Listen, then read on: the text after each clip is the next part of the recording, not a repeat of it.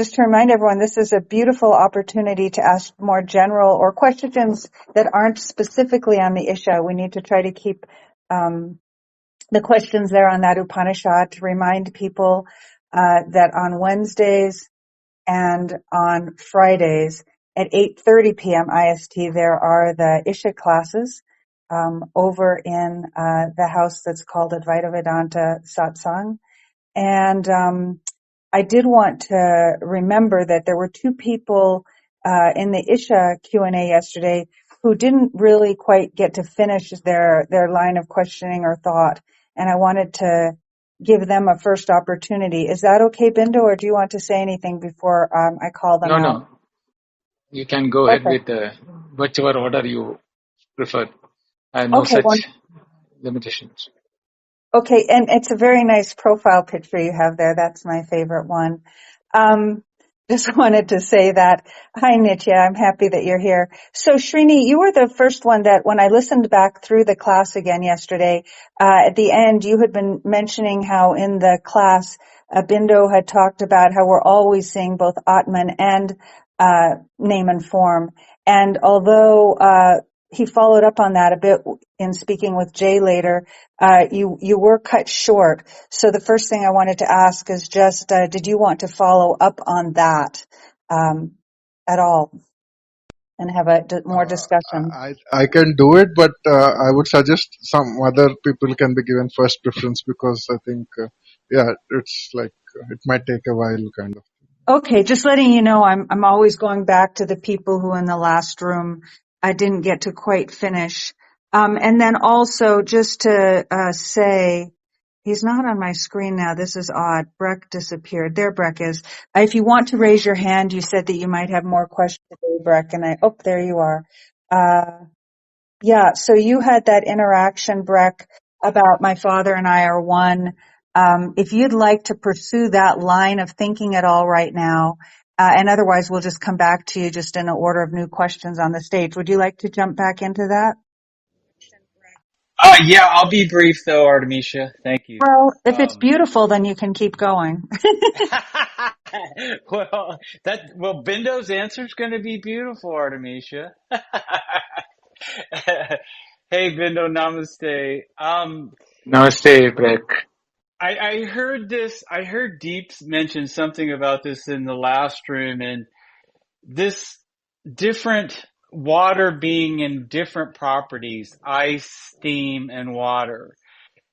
40 years ago, I was trying to understand that this was God the Father, God the Son, and God the Holy Spirit, and I never could get it right, that it's the same water in different properties. And yesterday I asked you about the difference between the two, and you said they're the same, Atma and Brahman, but yet my question is, why are there different words, and why does it feel like there's something different about it, but I don't want to understand it with my mind.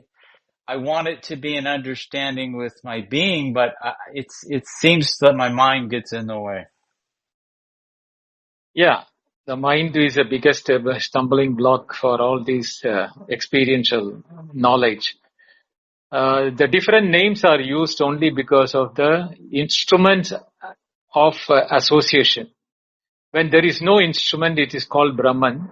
And where there is an instrument through which we perceive it as appearances or creations, then we call it as Atma. Atma means the self only. The self is not different from Atma, Brahman, because it is, example is given is best is space is, when it is not associated, the space is space.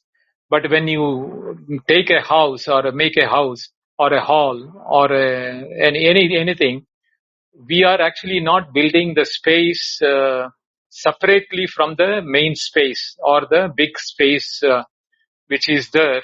All we are doing is we are creating an instrument, all walls and windows and doors, and we call it as a house. But the house is unusable if we don't have the space inside that. So we have to have the space inside the house for the usage. So it is the same whether we are in the outside or inside, but when you associate the space, outside we call it as space, But when it is associated within four walls, we call it as a room. That is the way in which we have to understand that the name is only for the operational purpose. So can the room be the soul? Room is the self in the analogy. Room is the room. The room is the space inside the walls. That is what is called the room, not the four walls. So same way, in the body we have the self, which is the power of existence and awareness. That existence and awareness is the reason why we feel that I am. And when I am using that power of awareness through my instruments of mind and the sense organs, I start perceiving objects, the knowledge of awareness of the world and things like that. So if the self is not there, or the self is not percolating through the mind and the instruments, for example, in the deep sleep, then also the perception doesn't take place, but the self is still there. That's why when we wake up, we come back and say, I had a good sleep, because there was somebody to experience that, but it was not the mind. Had the mind been there, then thoughts would have been there and emotions would have been there, or feelings or things like that. This is a recollection of an experience where the mind was not there, but the witness which observed there was nothing to witness was present as awareness in the body, which is called the self. That is how you have to understand that. Thank you, Benno. Yeah, I always want to just ask Patrick, I figure you'll speak up, but did you have a point to raise or discuss at all today? Okay. Namaste, everyone. And I'm doing great, Artemisha. Thank you. Bindoji, namaste. Yes, namaste. I have a question, a follow-up question on Brett's question with the deep sleep. If we are the observer in the deep sleep, right, and we observe nothing, so does it make sense then that the dream and the waking are arising out of deep sleep? And that deep sleep is that void, what we call void, where the dreams are arising out of and the waking is arising out of. Because if the self is observing and it appears in all three states, then it appears as the deep sleeper, the dreamer, and the waker. So in the waker, if the waker disappears, then the dreamer arises. If the dreamer disappears, the deep sleeper arises. So in all three states, does it make sense to say that the waking and the dream come out of that? Because also Ishvara, if that is the God of form and say creation, quotation mark, on both sides, then it only would make sense, wouldn't it? Okay, first we have to understand the deep sleep from the two perspectives. As a waker, I have a deep sleep. I have a waking, and I know I had a dream. But when I'm in waking, I can't have the dreams. But there are daydreams and subtle imaginations or wild thoughts which are equivalent to what you call as dream experience type, where when you are not aware of the waking but you are in a daydreaming, you are forgetting you are a waker. So you are in a situation where this happens to you. So that also to be included in the dream, not as a waker. Same way, there is lucid dreams where you have the knowledge that you are dreaming, at the same time you are not fully awake. So it's a what you call neither here nor there situation, which is also called the Ubhayada Prajna in the Mandukya 7th mantra. But when it comes to deep sleep, the experience of deep sleep is not perceived by the deep sleeper himself or herself. It is a state where the witness and the self merges into one. There is no dichotomy or no separation there. It is the Satchit Ananda Rupa or the pure awareness state. And the absence is mentioned by the waker when the deep sleeper wakes up. From the point of the deep sleeper, there is no absence also, because there is nothing which it is in itself. That state is as good as a realization, or when you are 100% in yourself. Only problem is that it is not in the control of the waker or the mind or the ego to say that when we are in the deep sleep, we are one with the self. That knowledge doesn't remain with us. This is why the mantra in the Chandogya says, Sati Sambadhya na viduhu sati sambadhyamahe.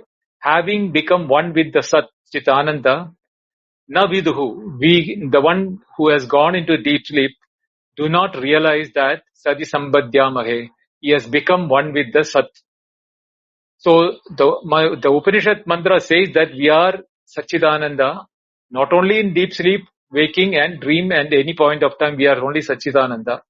But what happens the moment the mind comes up in the waking or the dream comes up, we are into the experience of the mind through the waker or the dreamer. This waker and the dreamer is in the form of a seed in the deep sleep. Bija Nidra Yuda Pratnya. The Mandukya says that it is in the seed form. The waker and the dream is residing in the deep sleep, and on the mind awaking from the deep sleep, it projects the waker as the I am the waker. Same way, it goes into the dream or the dream world, like the daydreaming, etc. The dreamer takes and experiences different world. So your question is that, yes, the seed is there in the deep sleep, but the seed is not separate from the self, because it is the self which is the world. That's what I told you, the appearances are nothing but Turiya. So when the world is Satchidananda, but we predominate it with the name and form, we forget that we are watching Satchidananda, and we are into the world of experience where our ego is able to play the likes and dislikes, hate and love, etc., all the games. So this is common for the dream and the waking. So that is how we have to understand. Now, as far as the Ishvara is concerned, the theistic form of Ishvara is not present in the deep sleep. The theistic form of Ishvara is only in the waking. Even the dream, it may appear, but the knowledge of such things are only in the waking. So the creation is not done by Ishvara.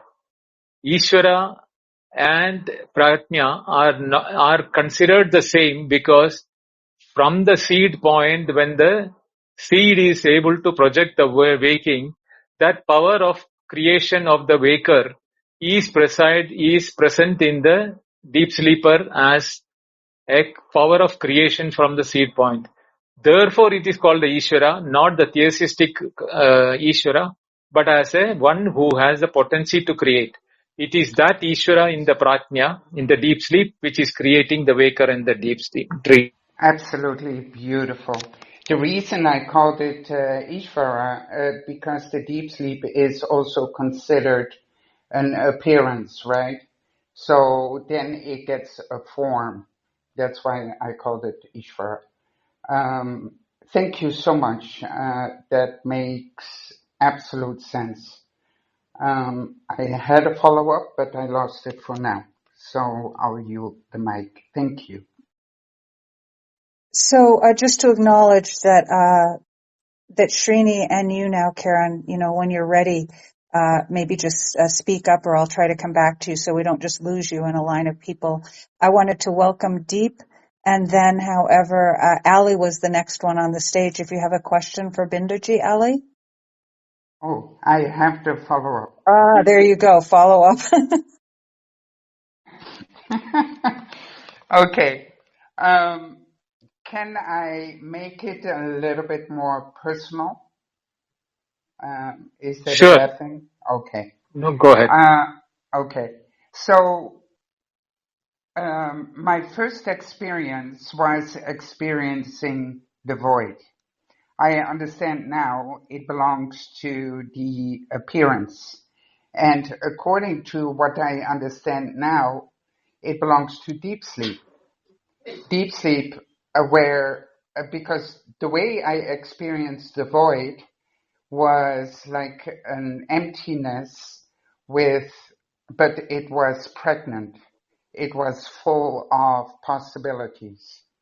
So that would make sense then, right? That is that deep sleep form, the void.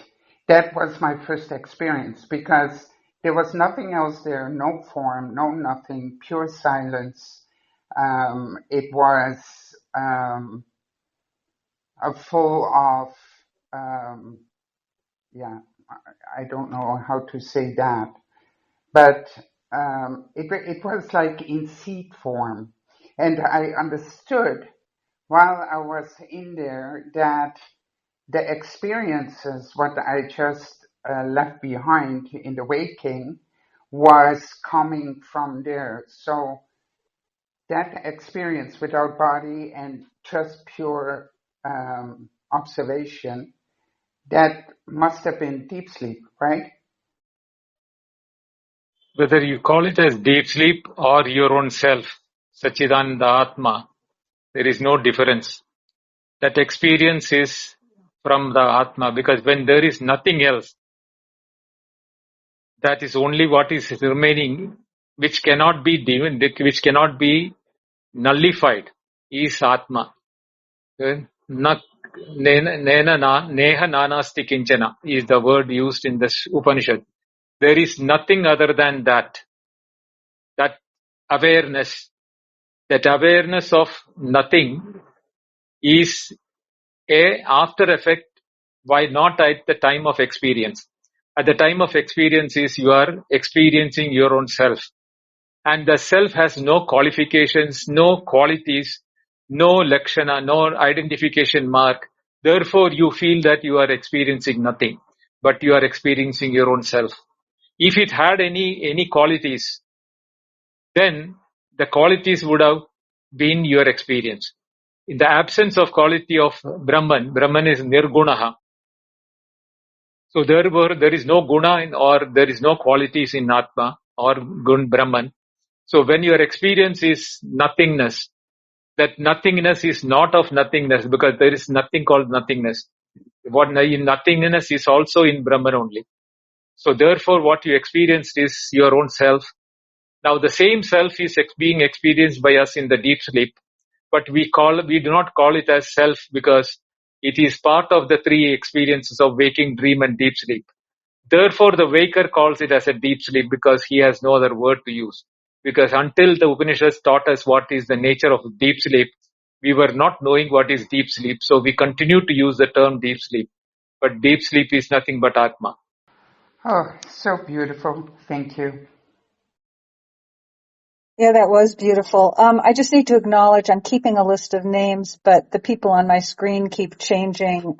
My screen isn't updating properly. So if Deep is still on the stage, he would be the next person, is he? He is Give me a not there. moment. Okay. Good. Okay. And I did love what you just said. Yeah. From even the point of view of what seems to be the waker, after the self is recognized, one could just say, I'm going to myself, and knows that one truly is in sleep. Yeah, it's not an absence. So very beautiful. Okay. We'll go next to Jay. You were the next one, and then we'll go to Rachna. Hi, Jay. Namaste. Hi, thanks. Namaste. Binduji, My first question is Namaste. a basic one. The word Atma in India or Sanskrit we use frequently, but awareness and consciousness is also the word frequently used in English. And also we have Chit and Brahma and so many words. So I would like to know, is Atma same as Chit, which is same as consciousness, or Atma has got some unique nature?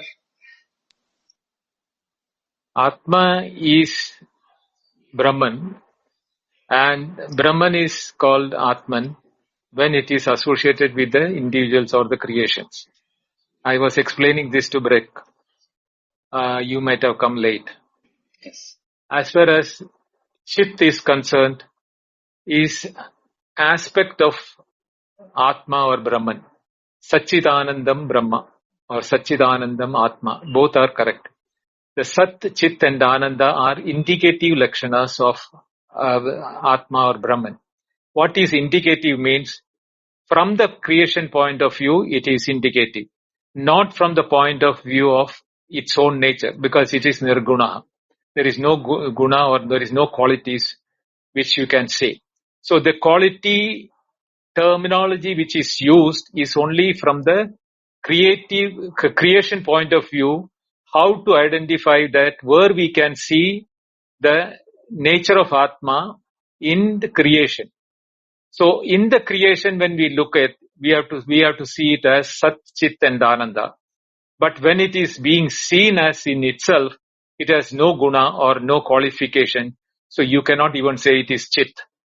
So Sat, Chit and Ananda is that Sat is existence, Chit is consciousness or awareness, Ananda is not happiness, but a state of bliss, where there is nothing else other than yourself. So you cannot compare it as a happiness with respect to an objective happiness, because that has got a beginning happiness moment and end in happiness moment. This Ananda, which we are talking about, the nature of Atman, has no beginning, no continuity or no experience where it vanishes. So that is a state of bliss. You cannot call it a beginning or an end or an intervening period. So that is very difficult to explain, but the easiest way is that when you unload a load, you are relaxed and you are releasing a sigh of relief. There is a happiness in it when you are not loaded with anything else. The same way, it is called Niratishaya Ananda. Niratishaya means there is no ups and downs. It is that state where you are in yourself. The best example we always use is the deep sleep. In the deep sleep, we have a happiness. That's why we say we had a good sleep. But there is no ups and downs in that happiness. We had one deep happiness which is called Prajnana Ghana. Therefore, it is the Ananda Ghana, state of deep sleep. That is how the different names are used for different purposes. So you have to understand why the names are different. They are all different only from the purpose of when it is being explained from that point of view. But in reality, they are all one and the same. Thank you, Binduji. My next question is a little bit broader. I'm looking for a collection of pointers in Advaita. In the sense, at least for the past 3-4 years, I'm mainly focusing on Advaita. And even there, the fundamental statement is, as Nisargadatta Maharaj says, even to know reality, you should exist. So find out what is your reality, and then only, if at all, then only the journey, that's the first and last task. So to know one's own reality, there is lots of pointers beginning from Veda's time and the three enlightened masters of last century, and there are so many people, right? Including you, fortunately, have collected so much pointers on Advaita. For us, you are just giving the juice, but then we need not go and read so much Vedas and so many other things. You take only from the Advaita point of view and you give. But in Vedas also, I've heard there are so many rituals is there, Jay, worship is there, which and your all. audio is kind of reverbing and sounds tinny and distant. Can you change where you are to your mic or something? Sure. Done. Thank you. Way better. I Thank hope this you. is better. Apologies for that. Okay, so now, Binduji, there is 3,000 years of collection of pointers from Advaita, and they say this truth is the same, different level, different sadhakas, different masters, different languages it is spoken. But now, for people like me and many of us who like start this Advaita journey, I think it will help. There is like just a collection of pointers. Okay, in this Veda, there is dozens of Vedas and Gita and so many books in this Veda, and it's all mixed, right? So if somebody can take, okay, in this Veda, these lines are about Advaita, this is about ritual, reject ritual. I mean, for ourselves, right? And like that, if you are people who know about this thing can only like delete all those ritualism and even worshipping, even physical exercise, yoga, asana, everything if you delete and how to live in the society, that and all we know, or at least it is okay, plus or minus chalta hai.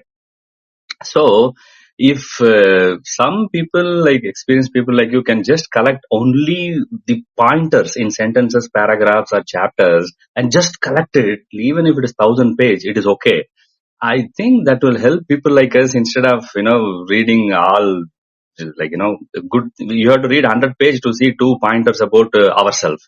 So if you or people like you can collate only whatever is just pure pointers, which says, no, you are not body, no, you are not mind, you are the whole, stay here, only these pointers, I think it will help us. So is there any initiative by you or anybody you know who is only collecting pure core harsh pointers? First and foremost, pointers are, as you said, this very valid and very valuable for sadhakas and those who are pursuing this. Unfortunately, which pointer is best suited for the sadhaka or the aspirant, he cannot decide. Suppose if I give you 10 pointers, which one will you choose? You will not be able to decide because you will be going through one after the other and wasting your time. Whereas when you approach a master and when you are questioning, he can guide you depending upon where you stand and which pointer is best suited for you. Therefore, even if somebody is collating it, such a book may not be very helpful for a beginner or one who want to proceed, because you should know where you are standing. And the problem is that we have the 3 impediments which I always talk about it, that Ajnana, Samshaya and Viparya. The ignorance, the doubt and the wrong notions. So if we find out that Jay has got wrong notions more, then we have to take you out of the wrong notions to a stage where you are able to understand, oh, this is how I have to think. So that direction will have to happen only if, but if you are already in the wrong notion and you see a pointer and you think that this is what I want to do it, you will be doing it, but you will not be still getting out of the wrong notion. So that is why it is important for the sadhakas to listen to approach gurus and get into the methodology of questioning the guru. You should not leave any guru with his theories. If you have a doubt, if you are not able to understand, question him. He will be able to explain and remove your doubt. Or if your question is correct and if he is wrong, the guru is, the supposed to be the guru. If he is wrong, he will acknowledge that, yes, you are right. I was thinking the other way around till now. Thank you for correcting me. That will be the grace of, the gesture of the guru who knows that, he is being considered by guru others, but I am not worthy of it. So there are different levels and different ways in which interactions takes place between the guru and shishya. So your request for a consolidation of the pointers is well taken, but I am not going to do that because it is not advised by the Shastra. Because Shastra says that there is a traditional way in which you have to study that. Blessed are the few like Ramana Maharshi, Nisargadatta Maharaj and others who are got different methodologies. But those who are into Upanishad and the Upanishadic studies, there are laid down procedures and we go by that. So I'm going to ask if we can move ahead. I've got at least 4 more people who Please. would Yeah, really go love ahead. to. Thank you, Jay. If we have more time later. Rachna went back to the audience. Maybe I hope you didn't just give up. I hope you'll come back up and you'll be next if you would just come up. But while we wait to see if you do, let me look here. Madir, thank you for being here. I know you make it very special time if you ask Binduji something. Did you want to speak with him today? I'll give it a minute to just double check because sometimes Madir takes a minute to get to his mic. Artemisha, can I just Did you want interrupt to say for a something, second? Patrick? Go ahead. Yeah, Binduji, if it's okay, I don't want to say this to disagree in any way, because your guidance for me has been, essential. But I just wanted to respond to Jay's question. Shisha to Shisha, Jay.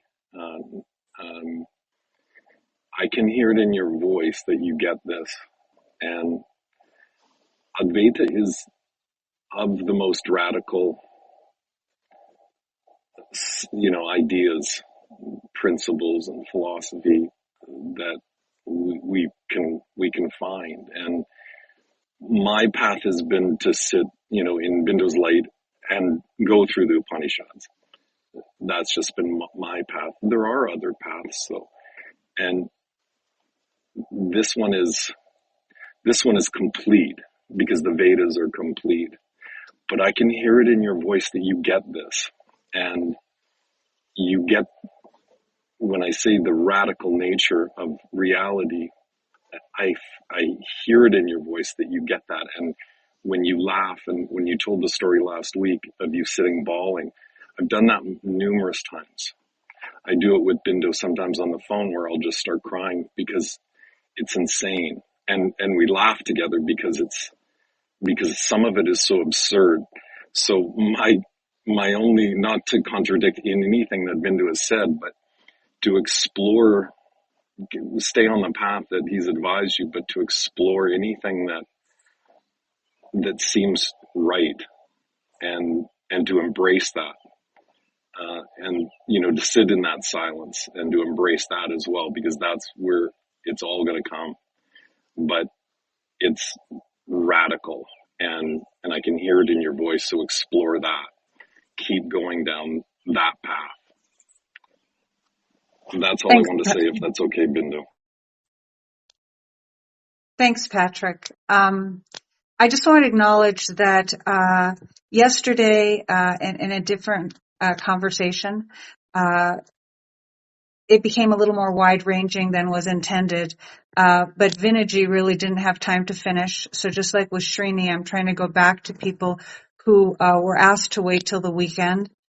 So just remembering that we've only got about 20 more minutes in respect of Bindu's time, and there are other people who'd like to speak.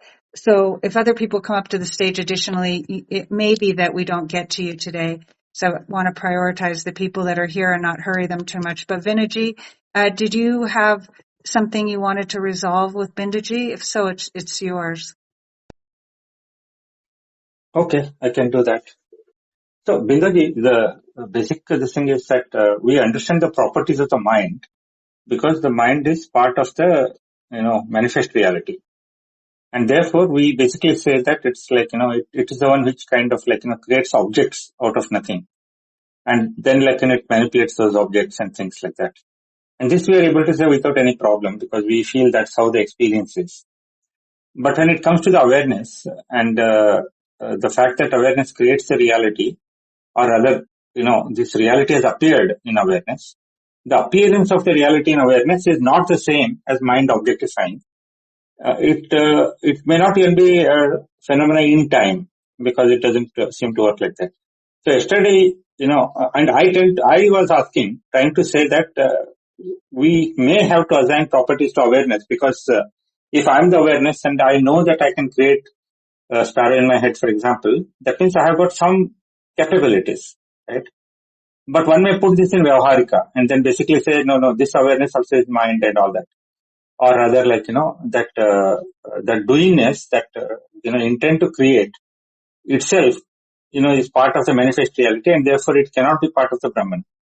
But then, there is a sense of freedom. There is a sense of, creating the reality.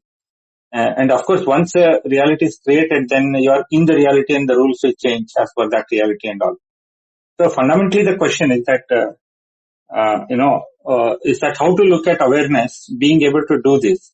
Or, as you said yesterday, awareness will not do anything, but then you had some explanation which I didn't get yesterday. Maybe you can comment on that. See, awareness as in Brahman. Let me be clear about that. Awareness not in the mind. Awareness in Brahman or Atma has no properties whatsoever. It is just a illumining nature, like the knowledge in that illumining means it's not light wise.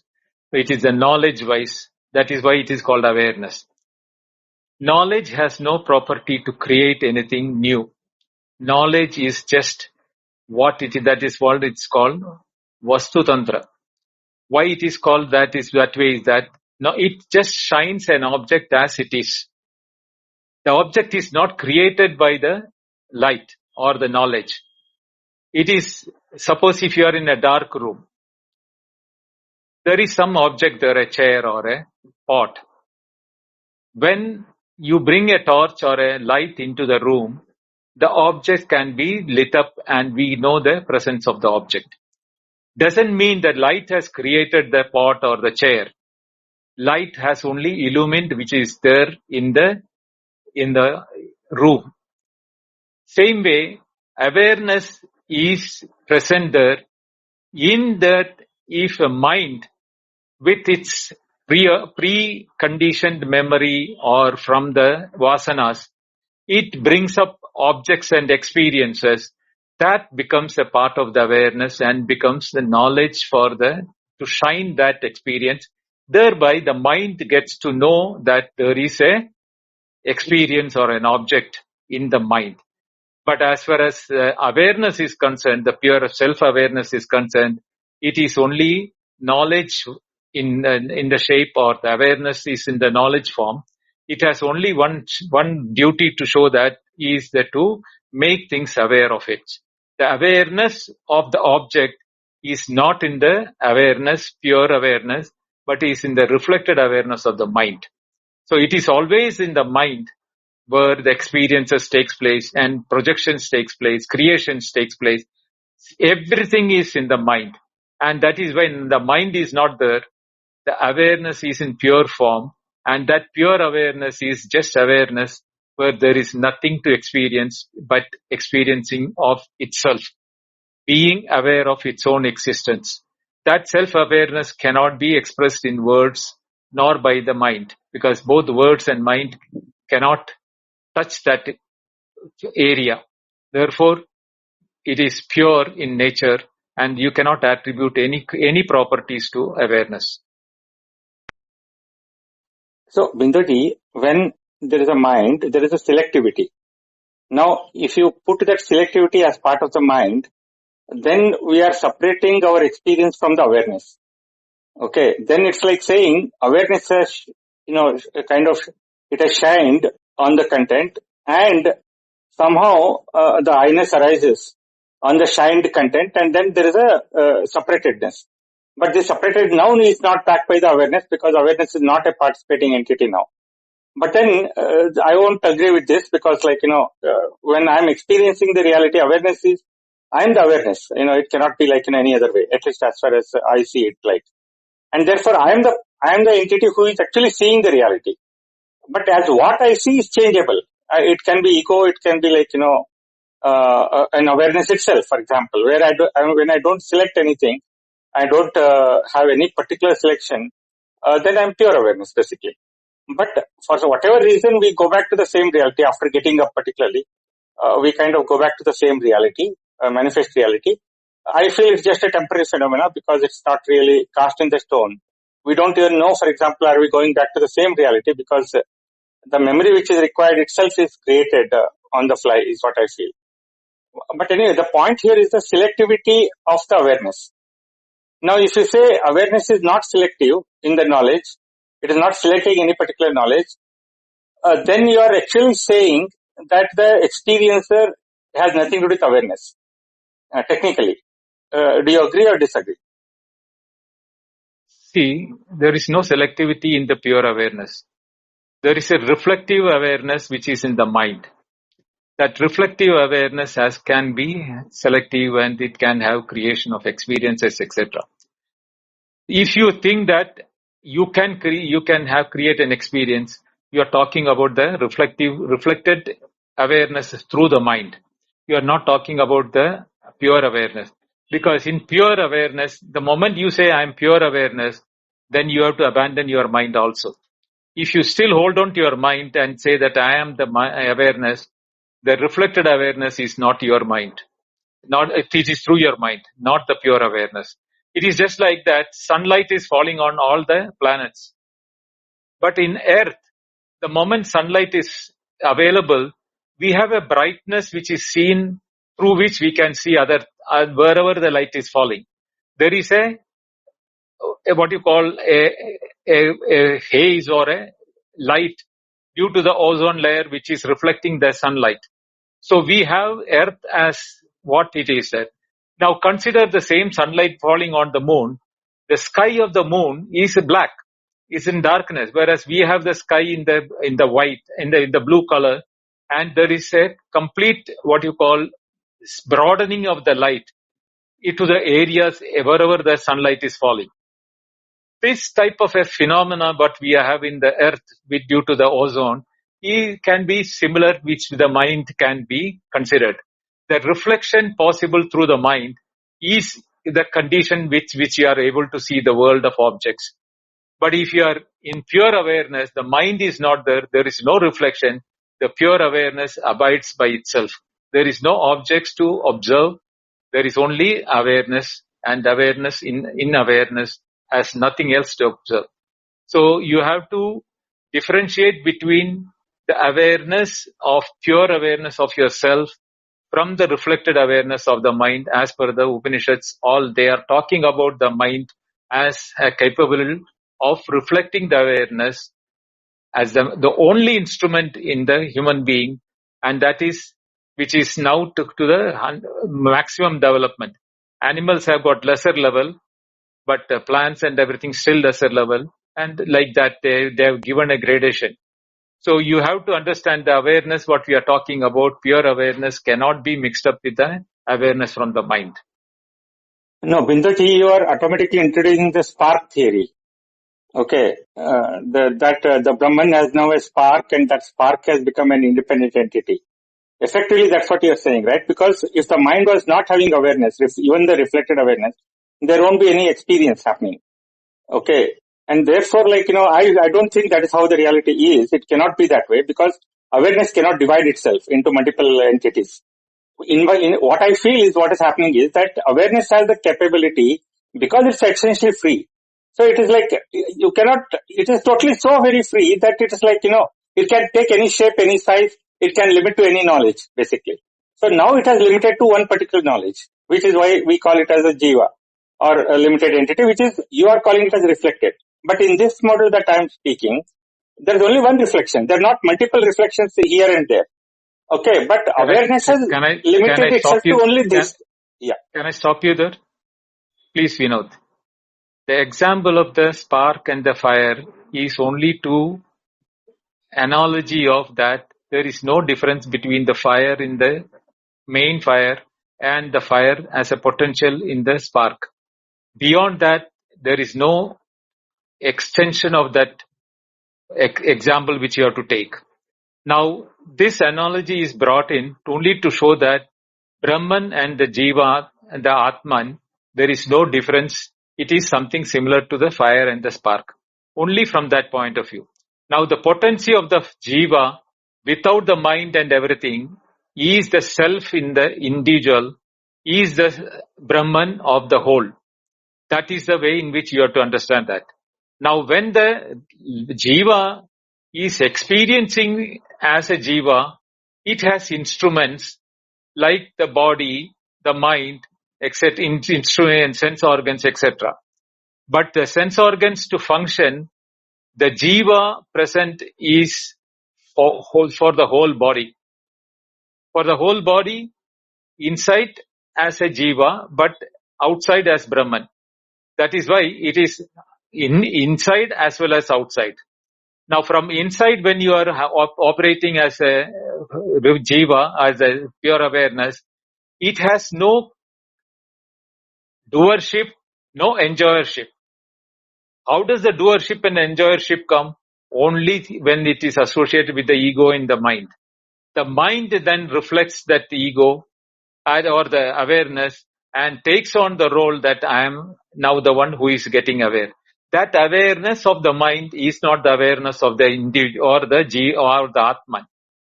We are always mistaking that awareness of the mind is awareness of the Atman. Both are absolutely different. It is just like a torch reflecting and a sun shining bright. You cannot compare the sun, the light is light after all. That is the way in which people talk about. Light is light after all. The sunlight is the light, torch light is also light. So both the lights are the same. No, it is not the same. Light, as you say, yes, they are the same. But they have got their own limitation. The reflected mind reflected awareness in the mind is like the torch which has got limitations. But as the self, Atma in the Jiva, is the same like the sun and the ray of the sun. The sun has millions of rays. The same way, millions of rays are there as Jivas in the world. So you can say one sun ray is equal to one Jiva. But that one sun ray is not equal to the mind reflecting, which is the sun's ray. So we always make a mistake that what we talk about awareness is the awareness of through the mind. The awareness of the self or Bindaji, that let is me not the stop you same. here. See, when we say awareness, it has a certain quality which is directly experienceable. Awareness. Now, don't combine that don't combine that with the knowledge that we have, right? No. What we know about ourselves is the knowledge part. We know. Awareness has no qualities. Except for it is awareness but your alone. existence, Wait. you experiencing Banerjee? awareness is that quality-less awareness only. We are very directly seeing.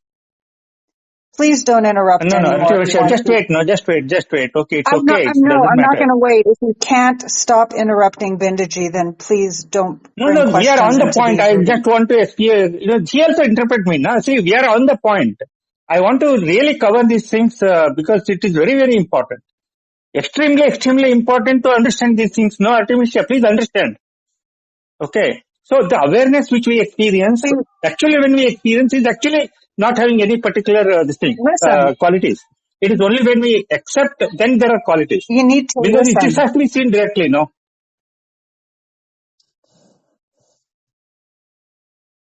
Artemisia, don't interfere in between, please, now. Okay, Vinod. If you are comparing that your awareness and your mind awareness is the same, then you are mistaken. That is what I am saying. In the mind awareness is not the awareness in 100% of the self-awareness. The potency of the self is different. It has no doership, no enjoyership, whereas the awareness in the mind has the doership and the enjoyership. That is why the difference is coming from.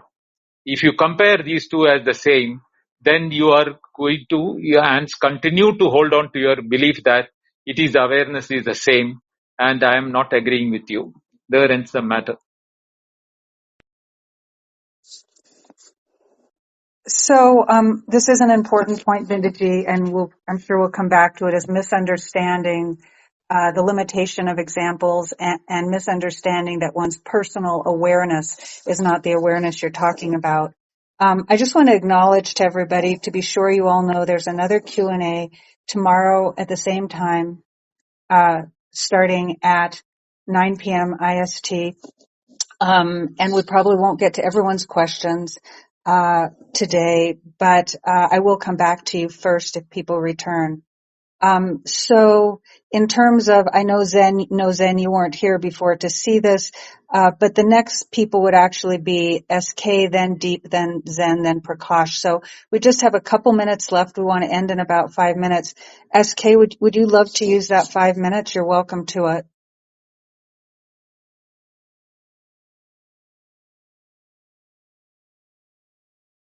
Maybe not.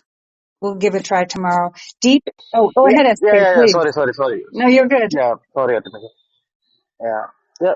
So, Bindoji, so both JK and UG and couple of others actually like talk about this awakening moments. Like one of it calls it calamity and like other like awakening moment. But in that awakening moment, they apparently experience a big physical transformation as well, right? Like, so if awareness really doesn't participate in any of this, like, why would that kind of happen during the awakening moment, or like UG calls it the calamity?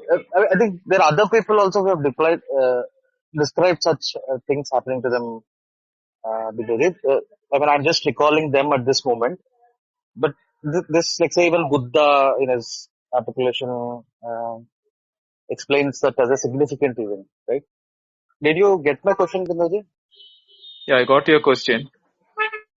If something is happening new, that has to be created or it is within the limitation of the time. So, if you have been the self all through and you are experiencing it this very moment, and if something is coming, that is not already you. It is something new coming to you. So, technically speaking, there can be no new experience which is shining through you to show that you have got experience of self. But at the same time, when the mind is not able to fathom within its pre-experienced memories and experiences something new, the body may react, or the mind may react, or the physical conditions may react. If that is attributed to realization, that is a mistake, because the mind is reacting to a new experience which it had not had till now. The mind is not experiencing the awareness. Mind is dropping all awareness at that time, or the related awareness, and mind becomes no mind. That no mind is the void which we are talking about. In that void which Karin was talking about, that void is something which is present us in this very moment. But we are preoccupied with the mind in the projection of the waking. We are not able to fathom the void even while it is present this very moment. But once you fathom that, it is easy for you to shift to that at any point of time. But it is not, that time it will not be void, but it will be with the knowledge that, it is the void. The first time when you experience it was beyond control. You slipped into it type of a feeling would have happened. But when you shift it yourself, because you already know that void, that time you are not shifting, but you are changing your stance from your association from the body, mind and intellect to your own pure self. That can be done any point of time once you have realized that void and able to hold on to it. So that is what happens, this thing. So whether JK and UG was referring to this as their experiences, I don't know, unless they have, articulated it properly. Is that okay for today, SK, and maybe continue tomorrow if you want, just in respect of Binduji's time? Good. I want to just say a little bit here. We're choosing to have these Q&As in this house because there are many people who otherwise might not find them, and we want to be part of this community that this house represents, many different paths and so forth. For the Q&As, they're just a general invite to Q&A. But there was a discussion a few months ago that many of us were at about interrupting and showing respect. And I said some things And Binduji also recommended that people not interrupt. And in these particular Q&As, I was very reticent and actually was not ultimately, unless Binduji removed himself, I wasn't that person, but I would have been if it went on another minute or so. I just want people to stop and think. Most of us have been in halls with masters in satsangs, at least at some time in our life. And if we were in that live setting with a master sitting at the front of the room and answering questions, I don't think we would start engaging in a match where we interrupted them and raised our voice. I don't think that would be tolerated, at least not in the places where I've been. And so just because we can have some privacy behind our own phone, I think the same level of respect needs to be shown in these rooms. If other people in other rooms want to do it differently, I'm not saying that maybe there's not a place for that, and I am going to go on for a minute. Vinayji has raised the point of that there can be some real value and importance in challenging masters, and that he feels that that kind of interaction can be beneficial, and maybe it really can. All I'm saying is that let's have an expectation in these Q&As so that it's not a surprise if people are removed, if that's how they want to engage, because it doesn't meet my level of respect. It makes me hurt inside in my heart to watch that kind of behavior. So that's a judgment of mine. That's true. But that is the expectation here. So everyone is more than welcome, including Vinayji, who that dialogue was very beneficial, Vinayji, if we can just stop and listen on both sides and not force Vinayji or others to interrupt. Unless there's anything, on a happier note, unless there's anything else, I'd just like to really deeply thank you, Binduji. I'd like to recognize that maybe SK and definitely, if Deep comes back up, Nozen and Prakash, we will make time for you tomorrow. There are many deep things here that come out of the answers to the questions. If we give up the idea of waiting to ask our own question and really listen to other people's questions, I think we'll get more value from this really precious time. I just want to ask 3 people if they have anything to say. I'll come to you last, Binduji, so your words could close us out. But Patrick, did you want to add anything to that? And then I'll ask Nitya and Bindo and we'll close. No, that's all good. Okay. Perfect, what you said. Thank you for being my brother on this stage. I really appreciate it. Nitya, did you happen to want to speak since you came back up? Not tomorrow. Okay, we'll put you on the definitely list to speak for tomorrow. It's always a blessing to have you speak. And Binduji, would you like to add anything else, or just great thanks to you? Very beautiful.